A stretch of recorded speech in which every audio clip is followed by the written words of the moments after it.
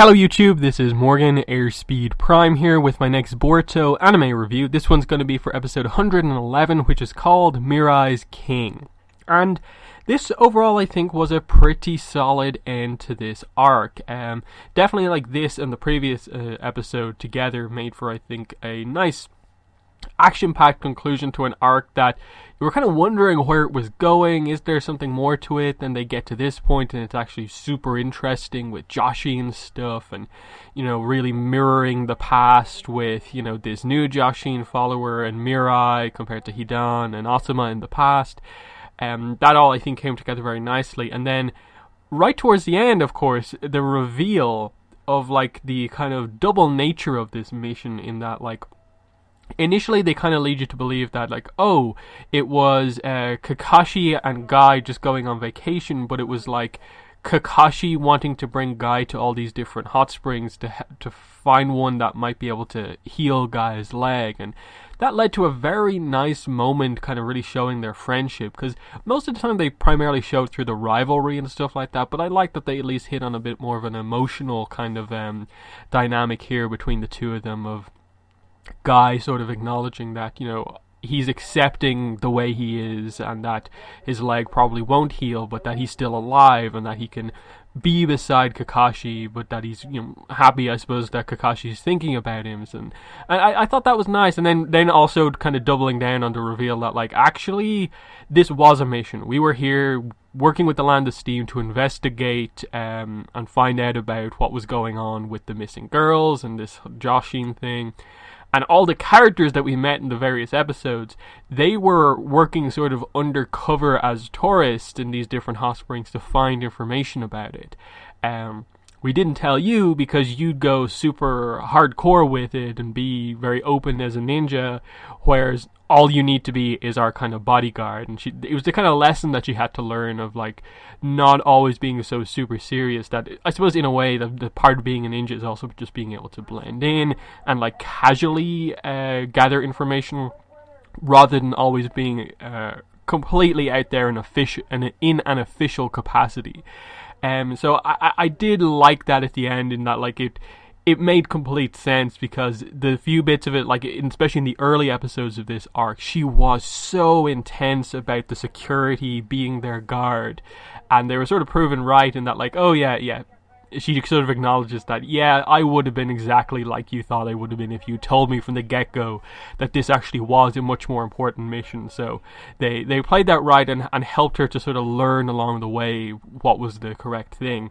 As for the action of the episode, I like that they went for the idea that she was completely onto this the entire time, that they set up the fact that she knows about the Joshin thing. She read the incident report about what happened on the mission where her father died, so she knows the bits and pieces of Joshin and stuff like that, and was aware going in that this was a trap.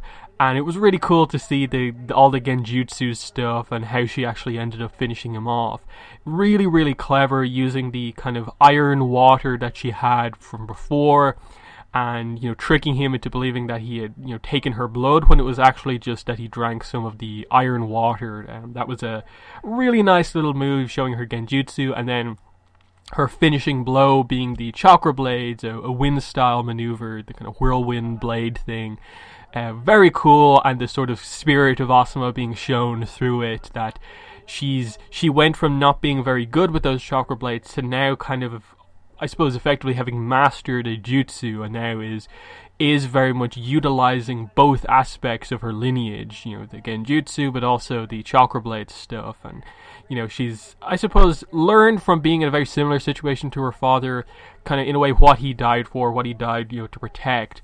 And she realizes by the end what the king is, what the shinobi is meant to protect, and it is, the children who are the future of the village. So in essence, the shinobi are there to protect the future, and they kind of make the reference with her name and how it's fairly obvious, but she missed it because of how straightforward she is. But that's also her strength in a way. I liked at the end, that she's able to sort of, bring that back to Boruto of just you were just on a very basic mission. Actually, no, it was a bit more important than that. So, I think overall this episode especially I thought was very, very good. I think the arc in some of the earlier build-up episodes was a little, up and down. Stuff like the Choji episode was probably the weakest one that we got, in that it felt like they were stretching out some of the early sections, and then they actually got into some really good material here right towards the end, and that we got to see some of the Joshin stuff, even though by the end they revealed that he wasn't really versed all that well in the Joshin stuff. He just sort of, found little bits and pieces and had sort of stumbled upon a jutsu that was kind of similar but wasn't exactly the same. So he didn't exactly know what he was doing. And I also like the sort of a generational theme that they went for here that's kind of been a theme throughout all of Boruto, that being the new generation in an era of peace sort of trying to prove themselves by sort of wanting things to get back to the old ways. We saw that in, I think it was the first major arc of Boruto, where they went to the land of water, I believe it was, and they had that whole arc and the kind of terrorist kind of group that was at the end that wanted to bring back the old ways. And we sort of saw it again here with them. This guy Ryuki wanting to sort of prove himself, and then you reflect back on the fact that that was also what Mirai said earlier on in the arc, that in this era of peace she's not getting much of an opportunity to prove herself, and she wishes that it was a bit more of a serious mission, and it ended up sort of being that way, but she sort of makes that connection and kind of grows from it, and just by the end I like the kind of the symbolism, the visuals of, she's standing on top of Hiruzen Saratobi's stone monument. She reflects that, she is the daughter of Kurenai and Asuma, but she is Mirai Saratobi. She puts her headband back on, and, you can tell she's grown, she's stronger because of this mission. And when it really comes down to it, this arc did a very good job at just letting us know Mirai a lot more, to the point now where going forward, I want to see more of her. I want to see her interacting with other characters. I'd love to see Boruto and his team go on a mission with her. It would be fun to see just all those interactions of it would probably Konohamaru and Mirai to interact more, Boruto and Mirai and so on. I think that would work very, very nicely, and that's what this has done. It's taken her from being sort of that minor character who we want to know more about to actually we properly know more about her. So that is a success in my mind, even if maybe some of the episodes were a little stretched out and not the greatest, but it got us to a good point in the end. Next week's episode looks to be very, very fun. It's Naruto struggling over the Chunin selection. I suppose who should be made a Chunin and who shouldn't. And it seems like Sasuke's going to come in to help Naruto out. And if that's what the episode is it's a discussion episode, maybe they'll... I could see a way where maybe this becomes a little bit of a fillery recap episode of just, Naruto, Sasuke talk, here's a picture of, Shikadai, they flash back on some Shikadai moments, does he deserve it or not, they make the decision. I think either way it actually could work, because we know Naruto's open to discussing the kids, but Sasuke's opinion is going to be so interesting to see what he says about different people. Because you'd think he'd be maybe a harsh judge, and Naruto would be maybe a more lenient judge. But it'll be interesting to see how that happens, in that Naruto, what way will he view Boruto? What way will Sasuke view Sarada, and vice versa?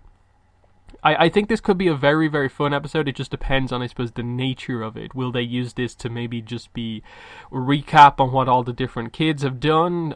Do they deserve the Chunin exam or not? Or will it be full-on Naruto and Sasuke discussion, and it'll be all just focused on them and what they think of the kids? Well, that'll be the key to the next episode. But yeah, it looks like we're getting much closer to stuff that is currently happening in the manga.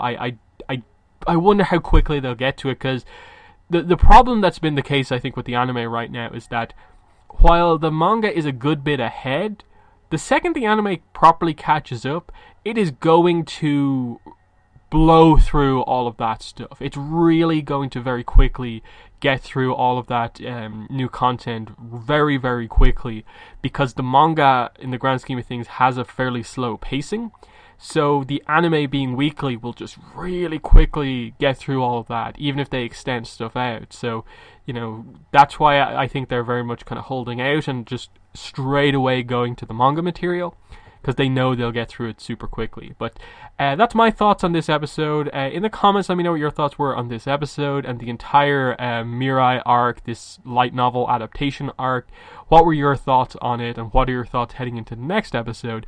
But that's been the video. Thanks for watching, and bye.